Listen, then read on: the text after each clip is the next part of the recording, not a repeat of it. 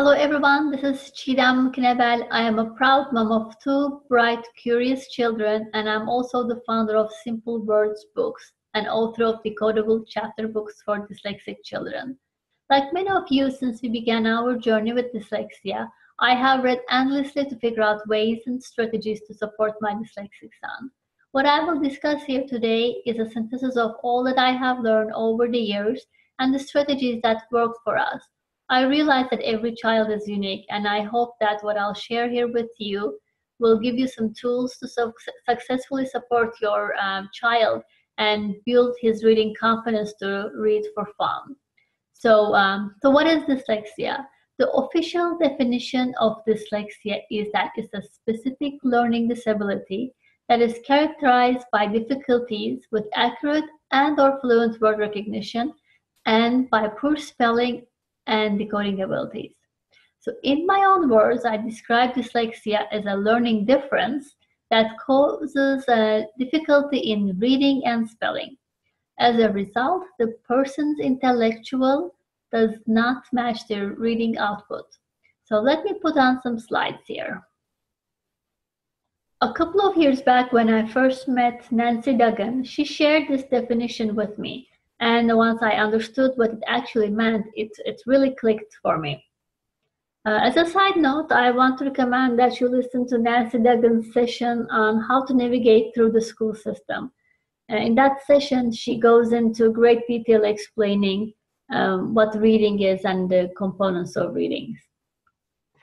So the way Congress defines the term reading is a complex system of deriving meaning from print that requires all of the following: the skills and knowledge to understand how phonemes or speech sounds are connected to print, the ability to decode unfamiliar words, the ability to read fluently, sufficient background information and vocabulary to foster reading comprehension, the development of appropriate active strategies to construct meaning from print, the development and maintenance of a motivation to read. So at a high level, I explain reading with three core components: speech to print, to decoding, which is the first component, then fluency, the second component, and finally comprehension, which is the last component. So all these three have to be in place to be able to read successfully. Before we continue with the components of reading, I'll take a little detour here. And to build an effective reading strategy, I think that it's really critical to understand the brain's role in learning to read. The brain functions by transmitting electrical impulses across its neurons. So there are tiny gaps between neurons where the impulses jump to relay the information in a pathway. This is similar to the electricity moving through a light switch. In an electrical circuit, the more we use the system, the more it wears out. In the brain, however, the more often the pathway is activated, the faster and stronger it becomes, because connections between the neurons multiply each time the pathway is activated. Similarly, if the connections in the brain are not used, then the pathway becomes weaker and ceases to exist. Another key thing is the concentration of the impulses, or the amount of load we put on the circuit to make it stronger. Another analogy I like is working out at the gym. If the workout is too weak or too heavy, we don't get the best results. If we push ourselves just a bit every day, then growth happens in our muscles. Similarly, in our brain, we need just the right stimulation to strengthen the connections between the neurons. So just more reading practice is not enough to build fluency. It has to be the right reading difficulty level of words. So if the book is too easy or too difficult, the developmental will not be optimized. For dyslexic children who are beginning to decode, the early reader books will be too easy, and the chapter books will be too difficult, and the growth in reading will not be maximized. Plus, the child will be frustrated either because the books are too babyish for their intellectual level, or the words are too difficult to read and they will be frustrated. We also need to understand the differences between the dyslexic and the non-dyslexic brain.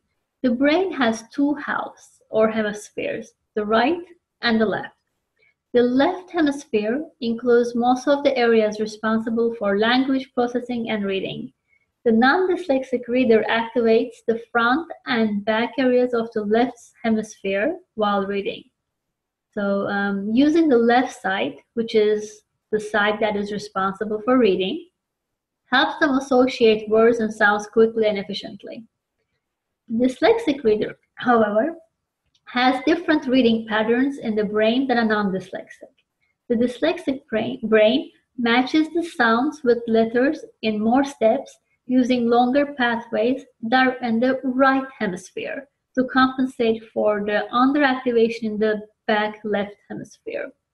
This results in difficulty recognizing words instantly. Therefore, a dyslexic reader needs more time to read, and achieving long-term fluency is lengthier. As the reader becomes more fluent through practice, the older and slower pathways are replaced by newer and more efficient connections. Keeping in this mind, let's start with decoding. Decoding is the ability to recognize basic sounds and sound blends that make up a written word. Without decoding skills, a reader cannot effectively connect a written word to its sounds. So you might have heard that English is a difficult language to learn to read. As a non-native speaker, I agree with that totally. English has many linguistic inconsistencies, which makes it so much harder for dyslexics. There are 26 letters in the English alphabet, but there are 44 sounds or phonemes. The experts debate on anywhere between 39 to 45 sounds, but I think they mostly agree on 44. So there are about 150 graphemes to write these phonemes. So what are these? If we look at the next three slides, we can see how the difference between the number of letters and the graphemes are made up. So graphemes are the individual letters and groups of letters that represent single phonemes, and phonemes are the sounds. So for example, a letter may have several different sounds. If you look at the letter A for apple, and A for car, and A for ball all sound different. Similarly, the sound of C in cat, ceiling, and sand are all different. Plus, letter combinations can create new sounds. For example, CH comes together to make the ch sound, as in chair. SH come together to make the sh sound, like shock. And EA come together to make the E sound, like an eagle. Moreover, one sound can be represented by up to 4 letters. For example, A in apple is one letter.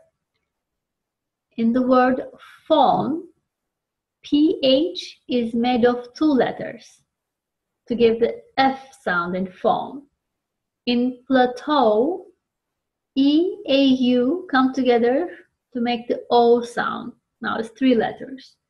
And in number 8, EIGH come together and make the the A sound, which is 4 letters this time.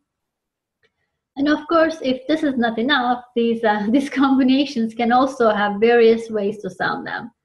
For example, CH in chair is different than CH in chorus. And EA in eagle is different than EA in earth. And of course, in addition to this, there are also some English words that do not follow any standard spelling rules, and they are just not decodable. These are called sight words, and they will need to be read from the memory. Sight words are typically one of the biggest challenges for dyslexics.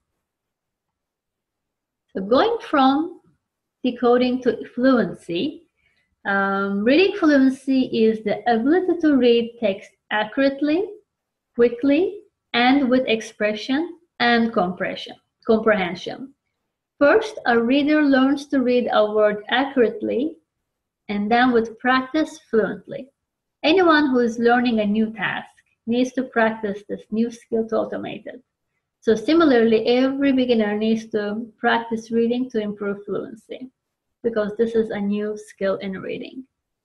We just mentioned that the reading patterns are different in the dyslexic brain.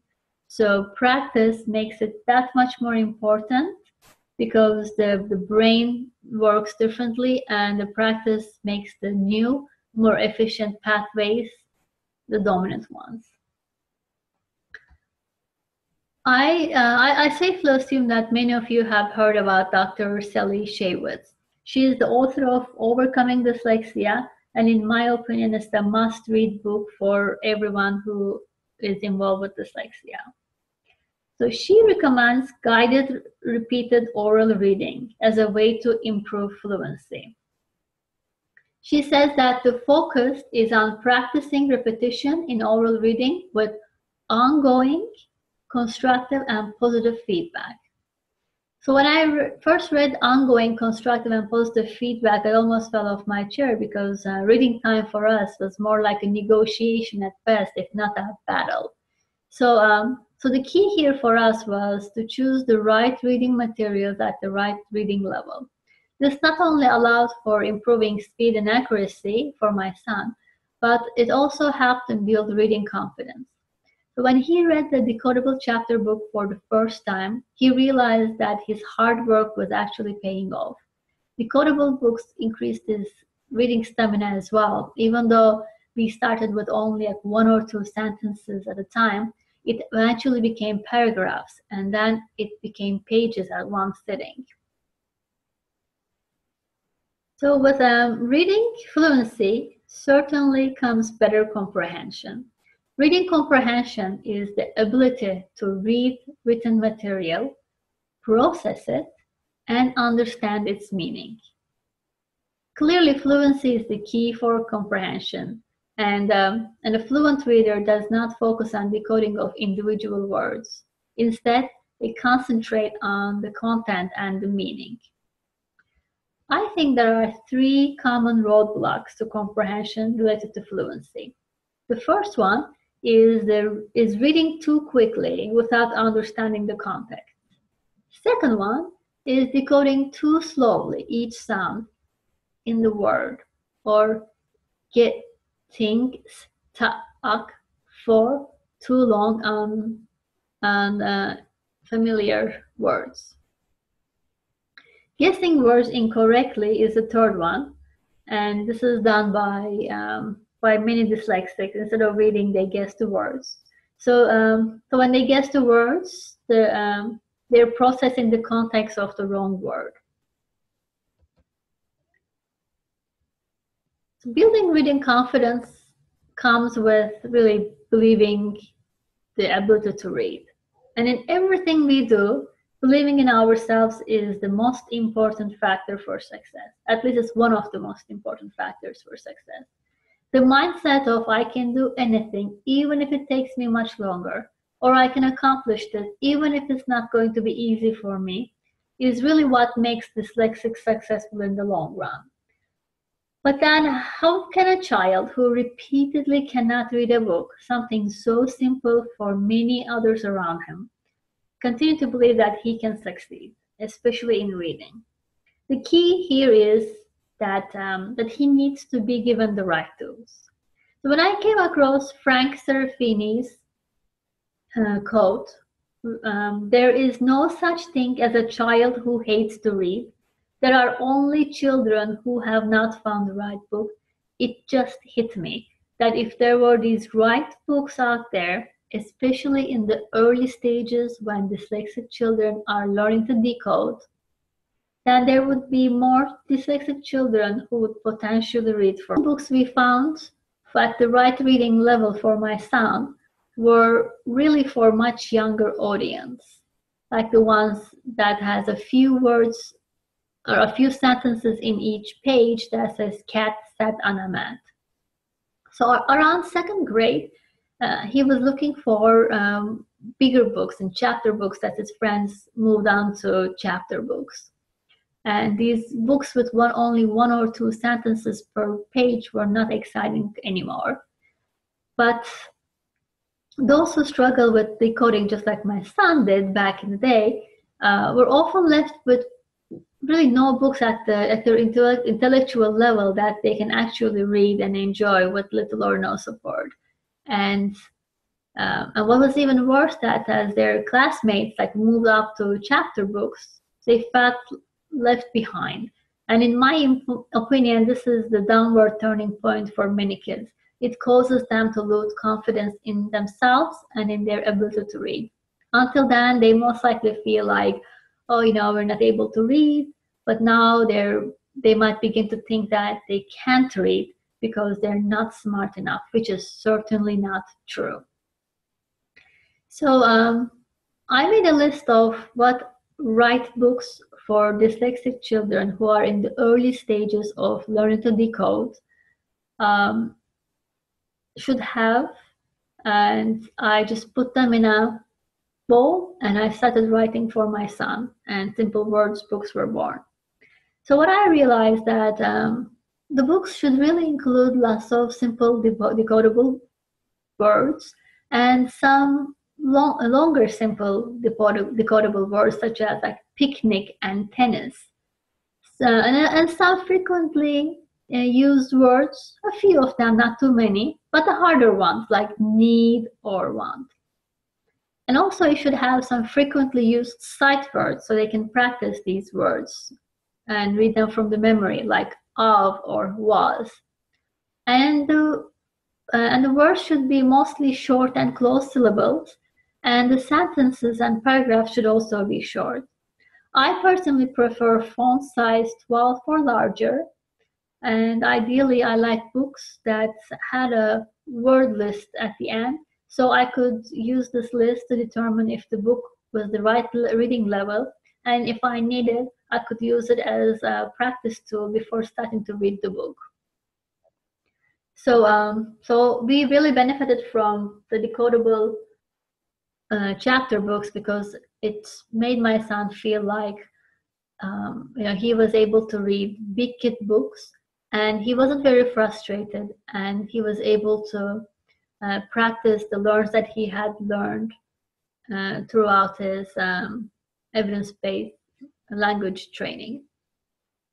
Another thing that I want to note here is that when you read simple books, you should not be, when your child reads simple decodable books, you should really not be using it to gauge the right reading level or if they're reading at grade level, because these are specifically chosen words that are easy, and you should really look at the age appropriate or grade appropriate reading books which all the other kids are reading, and you should look at the speed and accuracy based on those books.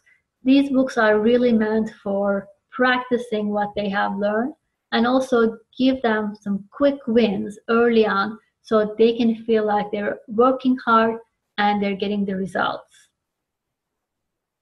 So if we turn off the slides here, I hope that there was some new information in this session for you, and I hope that you find Decodable Chapter Books as helpful as we have found. Thank you so much for listening, and #SaveDyslexia.